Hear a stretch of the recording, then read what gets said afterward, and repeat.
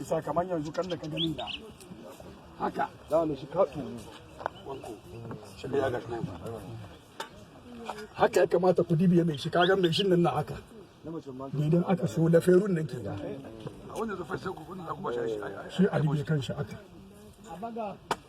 bisa da idan la ilaha illallah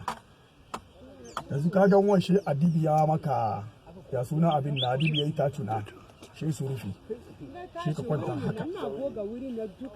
ina goga muka da gogawa ba sa mutum cikin kabari haka musulmi ba mai haka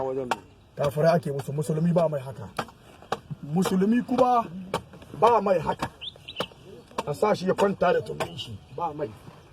musulmi kuma ba mai haka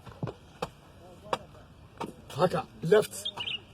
ba mai haka musulmi komi yana yi da mai right hand side ne gabas ana face gabas sa'annan kuma a kwanta da shi annun dama saboda hadisan manzon Allah in ka duba za ka gan kaman ba yi zai